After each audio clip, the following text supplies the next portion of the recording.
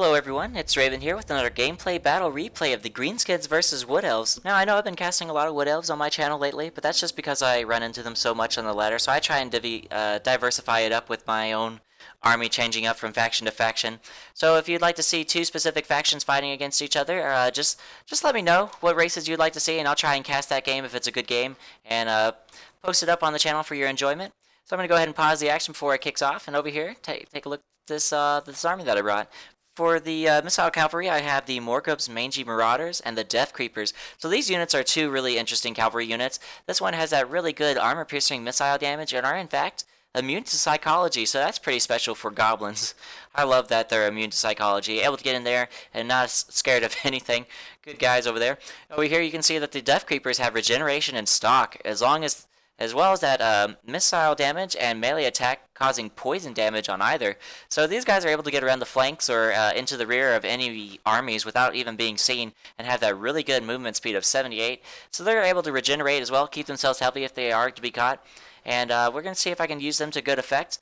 And over here, take a look at my main army. You can see that I actually have 5 units of Orc Big Guns in the front.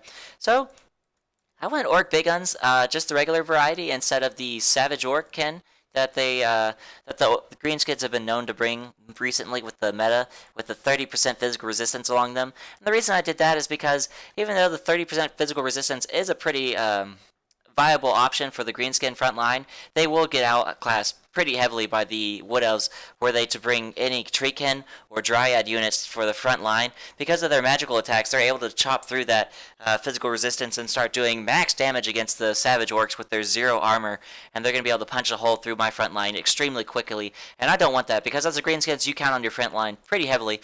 Over here in the back, you can see that I actually have the Crimson Killers, so I like to bring these guys against any faction that don't have like access to the lore of death or any other damage-focused lores of magic.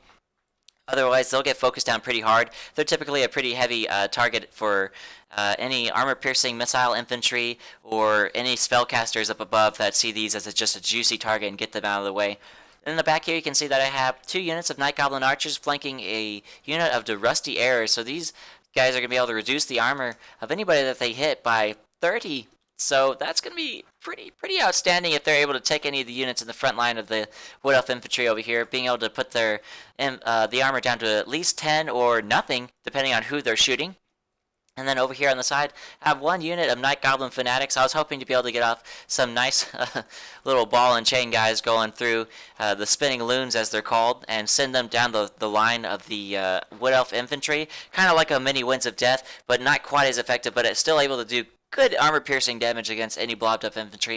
And then over here you can see that I have my Leadership Corps surrounded by the Orc, the Boar Boy Biggins, and the Broken Tusk Mob with their higher 90 armor. And then over here for my lord that I actually brought today is the Night Goblin War Boss. So I like to bring him because he's pretty sturdy and fast, and he's able to get around the flanks of anybody and do some pretty good damage, especially against any lords with high damage. He's able to reduce that damage quite significantly due to that poison damage that he has, and he's going to be able to keep people in the fight pretty well because of his abilities like Wog or he Stand Your Ground, as you'll see on most lords. And I brought 2 Goblin Big Bosses as per usual that you see in a lot of Greenskin armies on the Forest Goblin Spiders. Or forest spiders, sorry. And for my opponent over here, you can see that he actually has 2 Vanguarded Way Watchers. So these guys, I kind of like them, but not as much as Deepwood Scouts, specifically because they only have 45 models, and I just don't like that. I feel like they're too squishy for their cost at 1100 compared to the Deepwood Scouts at 800, but they do have armor-piercing damage, and they do have the ability for 25% more armor-piercing damage if any units are within a 70 or 75 meter radius. Let's go ahead and take a look at that and verify it. 70 meter radius, and they do quite a bit more damage. So in this matchup, they'll do pretty good against me, against my Orc Biggins or the Crimson Killers that I brought today. So we'll see how they perform. But over here for his main line, we can see 4 units of Eternal Guard over here without shields. So they don't have quite as high melee defense, but they do still boast that good armor-piercing damage and an anti-large bonus. And in the back, you can see 2 more Archer units, the Starfire Shaft, on the Glade Guard, and you can see War Dancers with Azrai Spear on either flank trying to protect these squishy archers. And in the back over here you can see 2 units of War Dancers as well. And you can see that they're going to be able to be plugged into the front line anywhere because of their high movement speed and extremely high weapon damage. They'll be able to go toe-to-toe with these Orc Big Guns pretty successfully, I would say. And then for his hero, you can actually see that he brought Durthu. So he's just big, and just ready to fight. He's not going to be taken down by any lowly goblin today. So we'll see how much damage he's able to cause today and how much good he's going to be able to do for these Wood Elves, especially with his Lamentation of Despair, which is pretty much just a Arrow of Kurnos with shorter range, and then his Blessing of the Ancients, were he to be in the woods for that higher magic regen, and the Flock of Dune, if I have any grouped up units. And then that's going to be it for the armies today. Go ahead and take a look at the action. So you can see he's already starting to fire off some shots against these Orc Biggins over here, and it's going to start doing considerable damage. So he might not be killing too many units. I think I only lose about 10 or so before the fight starts, but that already puts them down into the 60s. But you can see that this damage is just immense. They're already almost down to half HP after only a few volleys. But luckily for me, these arrows start kind of grouping up and only hitting a couple targets at once. So I go ahead and start sacrificing my cheaper cavalry to try and take the fire of these Weight Watchers and start doing some damage as I chase them down, and try and minimize the effect that they're able to do against my frontline units, which I'm counting on for their heavy armor against the Wood Elves over here. So as you can see, I'm starting to take some pretty good losses from my poor missile cavalry over here, and I'm just having them soak up all this missile fire and try and juke all the arrows as they run around. But they're not going to be able to do too much good for me for too long. As you can see, this unit's already down to half HP, and they're already losing almost half of their models, and are going to start routing quite quickly if they don't get out of the enemy fire. And over here, the Azrai Spear are positioned pretty effectively. If I were to start trying to pull in my Orc Boar Biggins, they would absolutely shred apart these units. Over here, you can see my Wargrub's Mangy Marauders are actually going to go ahead and rout from the field. So that's going to be a pretty sad time for me, and I'm going to go ahead and start trying to swarm his front line. So over here, you're going to see that because I do have more infantry units than him, I'm going to be able to go ahead and start getting really wide engagements against all of his units. I'm going to start casting Itchy Nuisance across the front line and start getting rid of the weapon damage and melee attack of all these units. You can see that their melee attack's actually at 0 right now. So these Orc Biggins are actually just going to get in here and just completely mop the floor with these Eternal Guard. And the Crimson Killers come in here and they start trying to wade through the Orc Biggins. So as the front line gets whittled down slowly, the Crimson Killers are going to come in and replace them and be able to do that splash damage and start ripping apart these Eternal Guard. As you can see, we have like a nice little pocket of resistance right here of Crimson Killers and Biggins. And then you're going to start being able to sandwich these two units and start spreading them apart, kind of like a sandwich just being opened up. And then in the back over here, you can see that my cavalry force is able to decimate these War Dancers that have been pulled in. These Azrai Spear, I have my Night Goblin Fanatics on them, just trying to do as much damage as I can with them and try and lower their melee attacks and start making them do less damage against my very vulnerable cavalry over here. I want them to be able to do as much damage as possible against these archers as soon as I am able to pull through these War Dancers like I did just right there. And I'm going to go ahead and start swarming these archers as fast as possible. And then from there, I'll start focusing on the front line because I'm not too worried about it right now. As you can see, that they're doing extremely well, especially with the support of these Night Goblin archers in the back, or with these rusty arrows able to reduce the armor of all these units quite considerably. You can see the Spellsinger with 0 armor. These Glade Guard with 0 armor, all these units have 0 armor just because they're in the vicinity of these very inaccurate firing Night Goblin archers. So they're going to be shredded apart by all this focus fire because they do have really short range and they don't do that much missile damage, but they do have extremely low armor at 0. So they're going to be doing pretty good work over here in the back line, even though they are just goblins, and outclassing these expensive elven archers. Now as you can see, I brought the Broken Tusk Mob in here. They're going to start doing some good work, and I start bringing in my Greenskin leadership over here to start trying to focus out the Spellsinger of Life, and she's just going to get just absolutely beat down by this squad of goblins over here. They are just done with her. They don't care about her pointy green hair at all. They just say, screw you and your healing. We're taking this fight as fast and as hard as possible, just like the typical Greenskin army would like them to do. And over here you can see that these War Dancers with the Azrai Spear and regular War Dancers are able to fend off these Night Goblin Fanatics and are going to be able to pull in here and get rid of these Morgov's Mangy Marauders and the Orc Biggins. Now over here, I'm not quite sure how these guys got tied up like they did.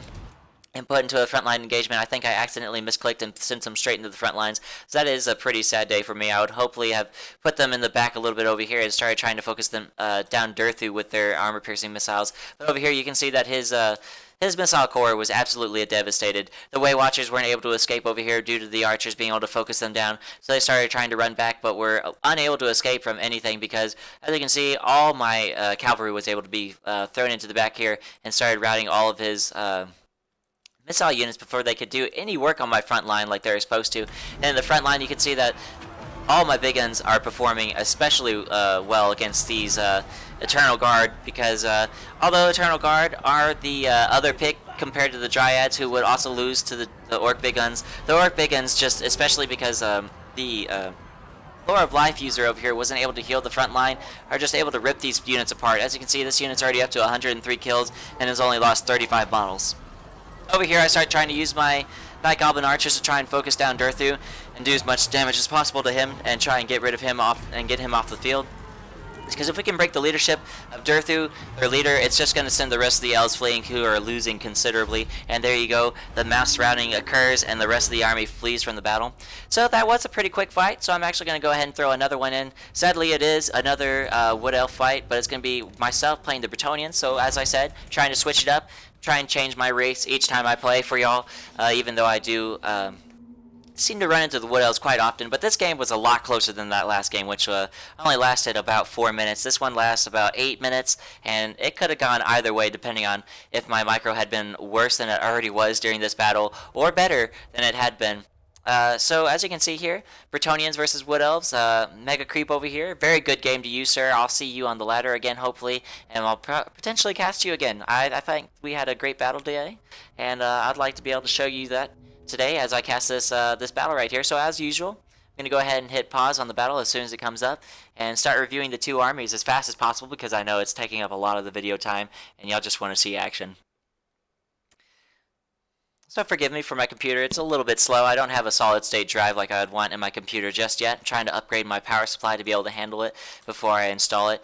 So for my cavalry units, you can see that I actually brought 3 units of Pegasus Knights. I didn't bring the Royal variety because I thought it'd just be a slight waste due to the archers for the Wood Elves having armor and armor-piercing missile damage, as well as fire and magic damage dealing arrows. So I knew that it wouldn't really matter either way, and that a regular Pegasus Knight is able to outclass Wild Riders one-on-one in any fight, and from there I'd be able to get them into the back lines hopefully and start doing some really good rear charge damage and try and take out any archers from the fight.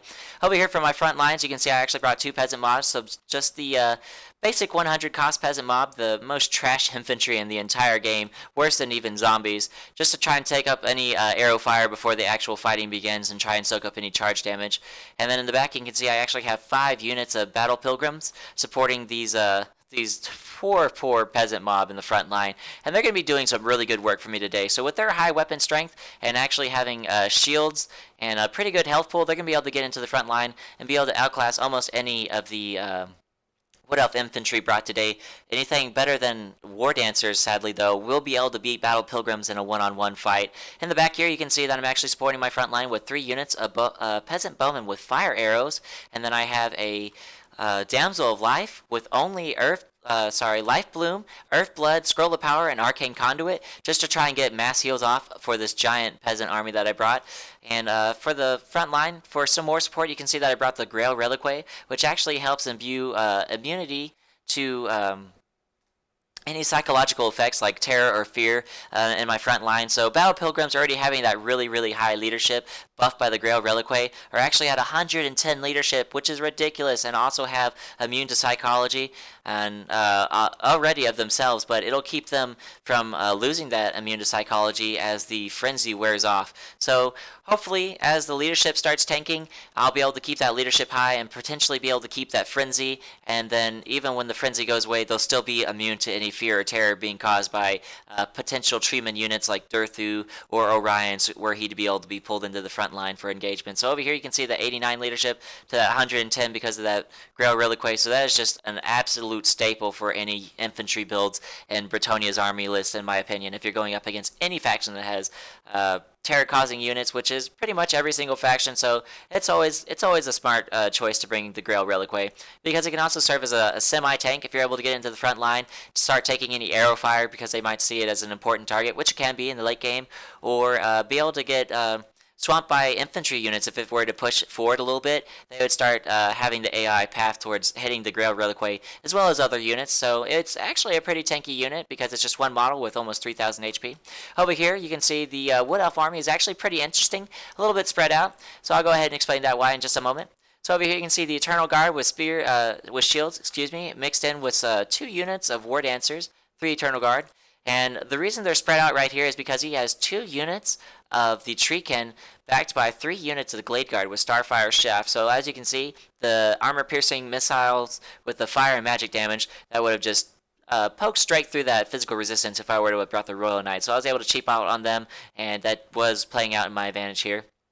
So the reason this front line spread out as it is, it's going to allow these Treekin to be able to engage wherever they need to try and back up any forces that require their immediate aid, and allow the Glade Guard to be able to start shooting in from the flanks and shoot any unshielded sides, like from the right side or the rear of units that do not have the shield blocking any missile attacks from the front, and they're going to be able to get all that damage straight into these units. So that's going to be pretty critical for the Battle Pilgrims, because 3 out of the 5 units in his front line are immediately going to be able to be destroyed by my Battle Pilgrims alone, unless he's able to support them with the Treekin, in which case the War Dancers will actually win that one-on-one fight with these Battle Pilgrims.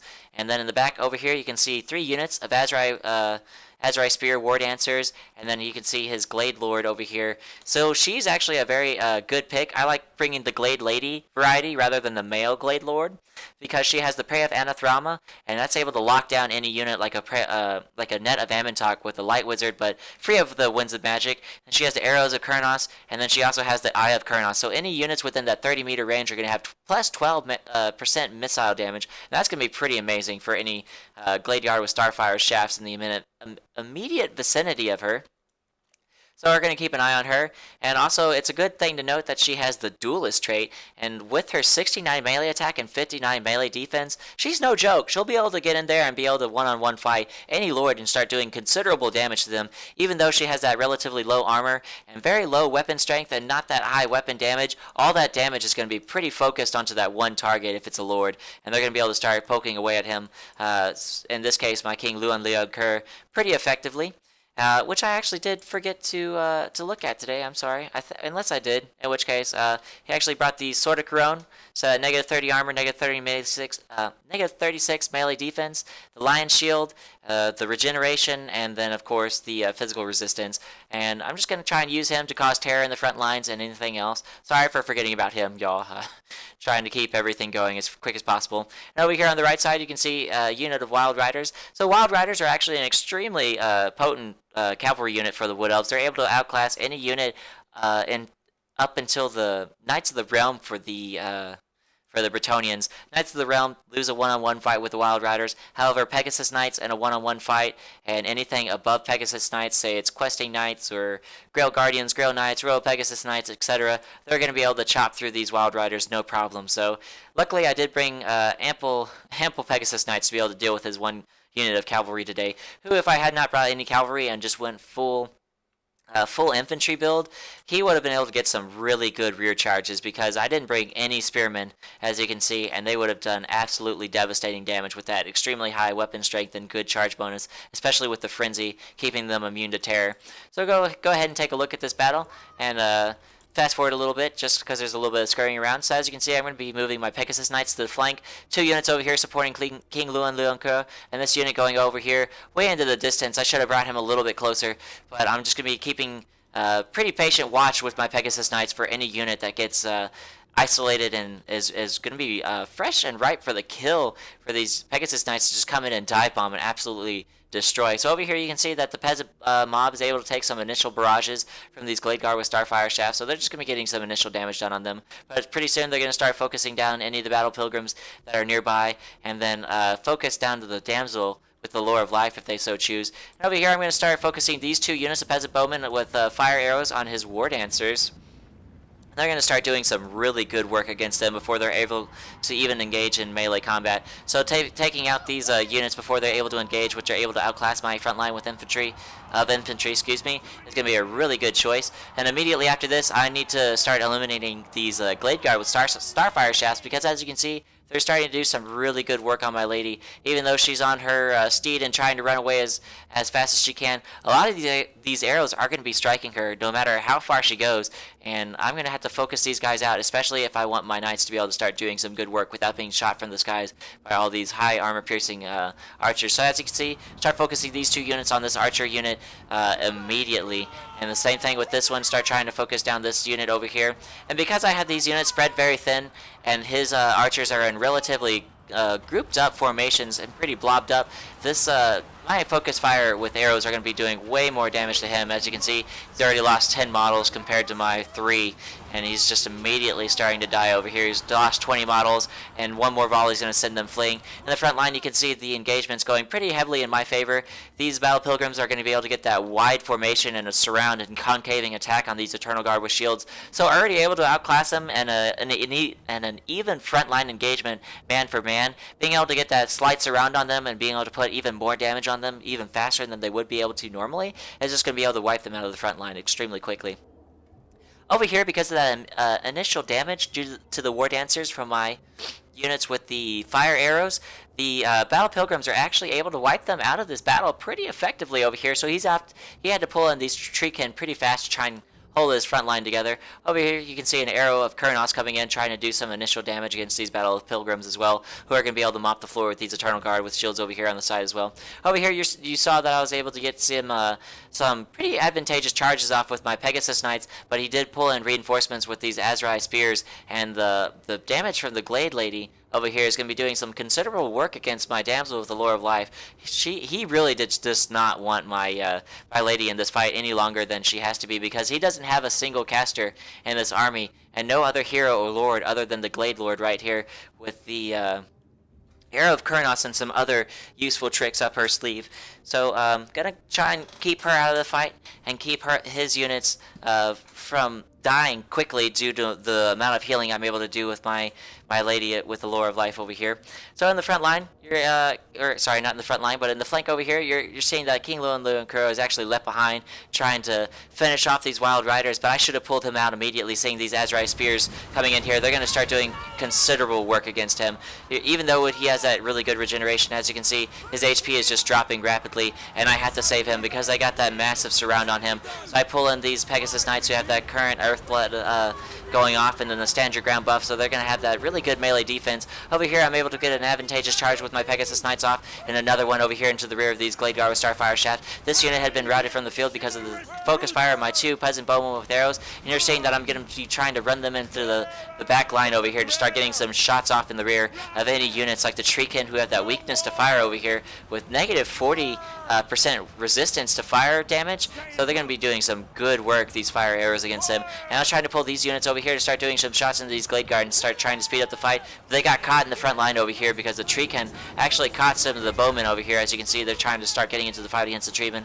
They're just going to get absolutely torn apart. So I start going ahead and starting to focus down the Treekin with these Peasant Bowmen with fire arrows, and I start trying to shoot in here and try and get rid of as many Azrai spear units as possible with this other spare unit of Peasant Bowmen with fire arrows. Over here, I lost micro on this Peasant Mom, and I should have tried and thrown them in against these Treekin, because as you can see, these Battle Pilgrims are going to start routing pretty quickly, and they're going to start pulling through their War Dancers and Treekin against this unit of Peasant Bowmen over here. So in the front, you can see that the Wild Riders are coming in. They're trying to do some charging action against these Battle Pilgrims. So even though I know I am losing quite heavily against all these Azrai Spear units, I have to get rid of these Wild Riders before they're able to do all that good work against these Battle Pilgrims and start causing considerable casualties against them. Over here, my lord is netted down with the prey of Anathrama, and I start pulling out my units because they are just getting beat down by these ladies of the Deepwood over here. They are so angry with the